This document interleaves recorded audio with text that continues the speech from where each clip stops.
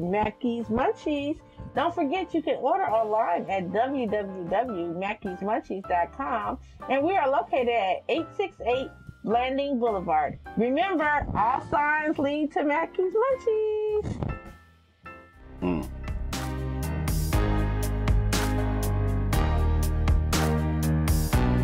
What city is WrestleMania 37 being held in this weekend? You got 1 minute.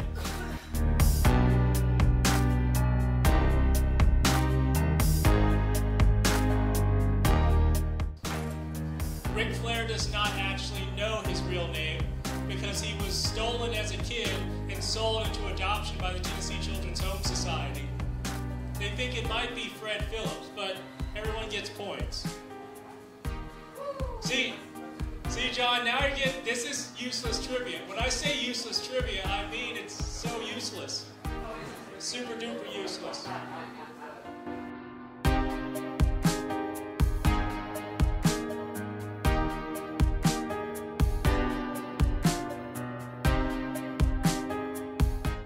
What year was the first officially documented pro wrestling match held in the city of Jacksonville?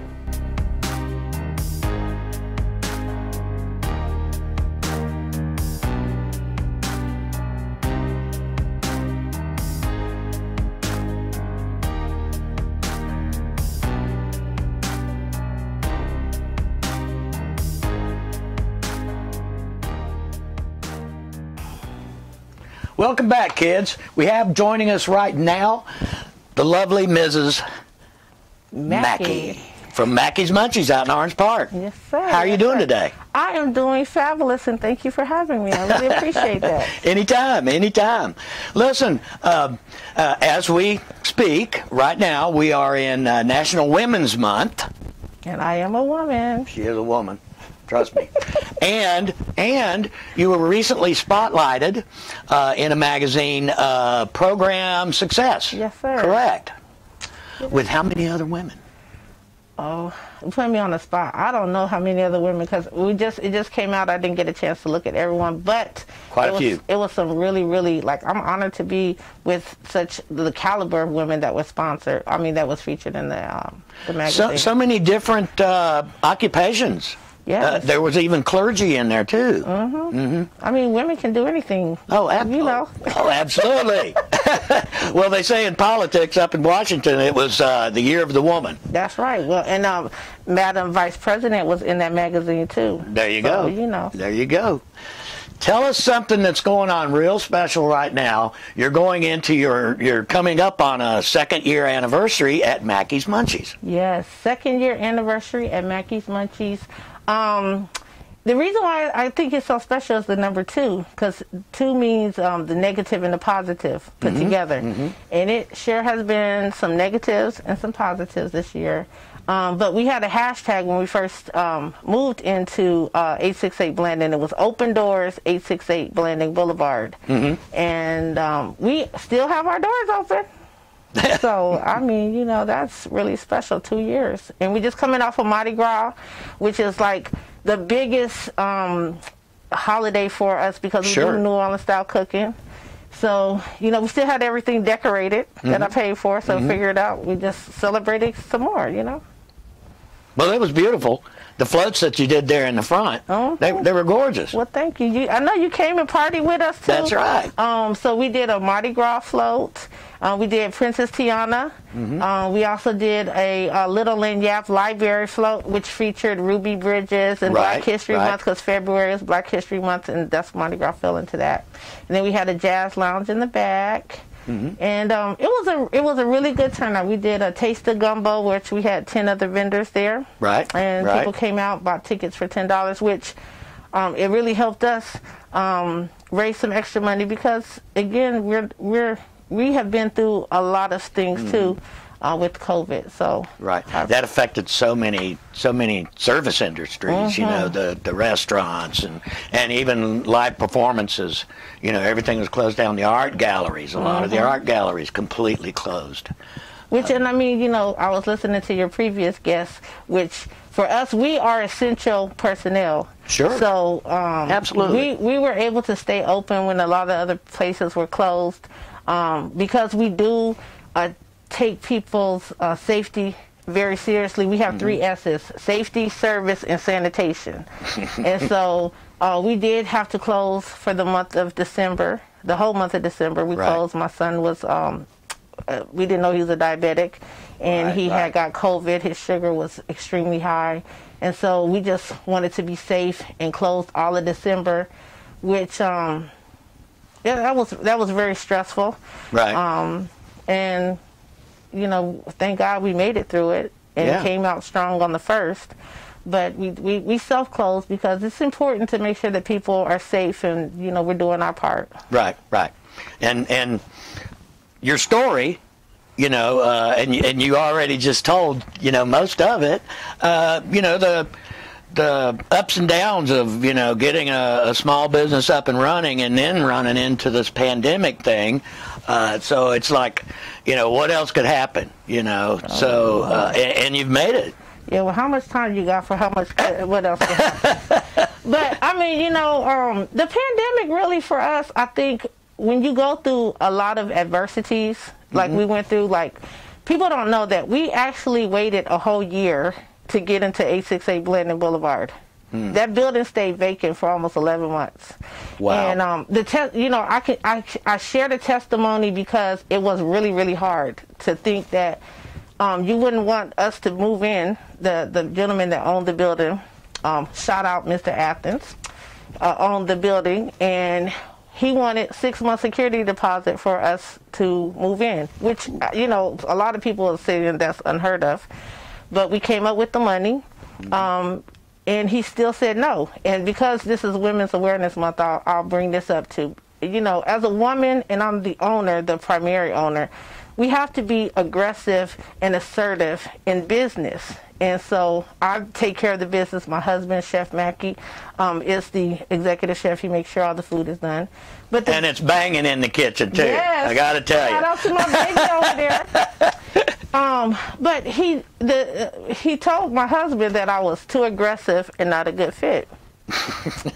And so, I mean, that really hurt my feelings. I cried. I mean, it was really, really hard, you know, listening to that, dealing with that. And I was like, well, you know, how do I deal with that? And so I asked my husband to take care of it, which, you know, y'all don't know. Ain't nothing like Mr. Mackey angry about you messing with his wife. And as a result of that, you know, they still wouldn't rent to us. I had people calling this man every day because his phone was public record. They was calling him, sending him messages. And finally one day, he called me. And I have been, I believe in God. I pray and I ask God to send me answers, because sometimes we just need to know why it's going on. And so he had called me and was like, hey, you got all these people calling me, and you know, that's almost harassment. I said, well, your number's public record, and I believe that we're supposed to be in this building. He was like, there's no faith in business. And I said, well, yes, it is, because I prayed for you to call me, and you did, and it's not Sunday. And so, you know, that I think that for me, it agitated him, but for me, that's all I needed to know, that he had called. Well, he still didn't let us rent the building. It still went on, and then in December we got a call from the new owners of the property, which is Big B Property, and said, hey, are you still interested? And I was like, yeah, the building's still vacant. So to fast forward, we're there, and it's still, you know, we was there a year. I promise you, when we say we opened up with no money, we opened up with literally like $13 in the bank. I said, boy, if these people knew what they did, they would be in so much trouble. But I had faith, and I had tenacity, and I had a really good support system in the community standing behind me. And so with the pandemic, you know, a lot of things are opening up, like money, and I was like, I don't know what to do with all this money, because I ain't never had none. So I've been used to just hustling and making things happen with nothing, little to nothing. So we are here. A year passes, and coming up on this year, the pandemic hasn't really been as much as a struggle as it's just like a lot of side noise. You know, we get there, they don't want us to put signs up to advertise. it's like, I could see if we're not in the middle of a pandemic, but we need to let people know that we're here, in which we had like really great customers donate signs. My Mardi Gras celebration, which you was there, was awesome. Yeah. They called the police on me saying the music was too loud at 7 o'clock. I'm like, who does that?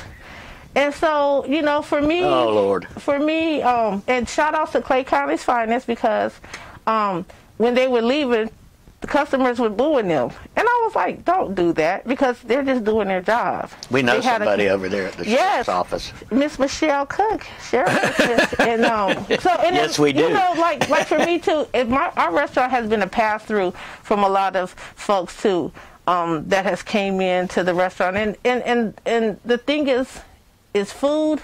Our food is comfort food. Our place in Clay County is a place of comfort, and like your mission says, walk in a customer, leave as a friend. That's right. And so I see people's success, especially Sheriff Cook, Ashanti Green. She's been in the restaurant.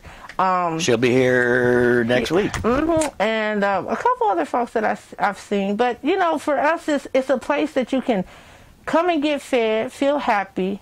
And we do a lot of things out front. Like, I like going live and people see the, hey guys, how you doing? But the behind the scenes sometimes it can be really discouraging and a little, I say hurt my feelings, but then it gets me mad. And then I just say, okay, how I'm going to turn this into something positive like today. So those happy little live clips, they're more popular than you know. They really are. They really are. People love to see that. Well, and I mean, you know, for me, that's encouraging, because the things that I do to inspire other people, but then too, it inspires me too. Sure. You know, it gives me a reason to get up and make sure that my makeup's right, and make sure that, you know, just have something kind to say. I mean, random act of kindness is what we need more of now. Oh yeah. You know, it's with everything that's going on, it doesn't cost anything to be kind. And then really, it doesn't cost that much to bring somebody to Mackey's Munchies, because we have a low price on our menu. That's what I was just getting ready to say. I was going to say, if you haven't been to Mackey's Munchies in Orange Park, what's the address again? 868 Blanding Boulevard, Orange Park, Florida, 32065. Can't miss it. It's right in the Ollie's parking lot, right there by Ollie's. Ollie's, the Dollar Tree is there, Teen Challenge is there. So it's like really, it's a one-stop shop.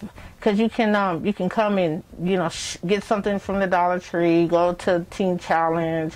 They got the liquor store, which I don't sell liquor, so don't be asking. But there's a drive-through liquor store, dry cleaners. We happen to have a dry studio. Yes. Okay. But it's a one-stop shop at the plaza. There's lots of vacancies, and I'll be looking for some neighbors. There you go. We need more people in. That helps our business create business, because there's other businesses that are in there that will come and support us too. Sure. Well, listen, the food is fantastic. We're going to have some of those po' boys here in a little bit. I brought you some po' boys. The shrimp po' boys. Some beignets. And you're the first to try our muffalata po' boy. So you're going to be the first ones to try that. I brought you some of Clay County's best fried okra. So if you guys can vote for us too, for best of Clay, for the Creole Cajun category, which they made that up for me. They made that up. If I lose, y'all, it's going to be some problems. I'm telling you right now. But yes, we got the best fried okra. Did you know okra means gumbo? Gumbo. Yeah. Gumbo. Yes. Well, I'm from Colorado. The original. I don't really talk. I talk, you know, I get the accent when it's hard for me to sell stuff, but gumbo. Okra means gumbo, so I think that's pretty exactly. Good. I went to Ghana, West Africa, several years, 2007, I think it was. Went over there, stayed for a month, and the gumbo that they served, they had what they called banku. The cassava root was pounded up with plantains, and it made like a doughy ball, and then they'd cover it with the gumbo. And the only time they ever had any meat in it, it was goat meat. Wow. And it was really tasty. It was really tasty. But that's not the kind you've got there, though. No, we do. Our gumbo is it's a BYO, so we don't use pork products. And, my husband don't eat pork. We cook what we like to eat. We share with the ones we love. But our chicken and sausage is what it starts with. And then you can add okra and tomato, and you can add shrimp. We have a veggie gumbo. Not vegetarian just yet because we're still trying to work on a good vegetable stock. But I mean, it's just good. And if you don't eat seafood, it is good. If you don't eat seafood, you can still get it. If you don't like okra, you don't have to eat. You don't have to get it in there. We have the gumbo jumbo where we mix the gumbo and the jambalaya. I think that's what you like. Yeah. And then because I'm on the contrast project, I'm gonna get a little jiggy with it. We got an effing jambalaya.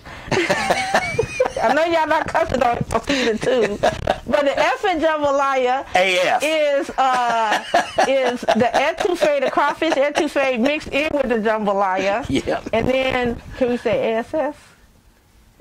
We got a big ass fish po' boy. Okay, it's a fish sandwich. Yes. I can say that. Okay, but I say it one time, and then at the restaurant you say BAF. So it's on a whole piece of fish on the po' boy bread with pico slaw and cheese and barbecue butter. Oh my gosh. So yeah, so like you could say, I heard about you on the contrast project. We want that BAF and that effing jambalaya, and you ain't got to worry about us fussing you out because Miss Mackey, she love the kids, so I don't be cussing at the restaurant. But I will cuss you in real life if you mess with me too much. You have been a joy to be with us today. Thank you so much for having me. You can come back anytime, and we're going to have all of our fans, followers, go see you out there in Orange Park. Yes, sir. Well, thank you again. I appreciate the opportunity.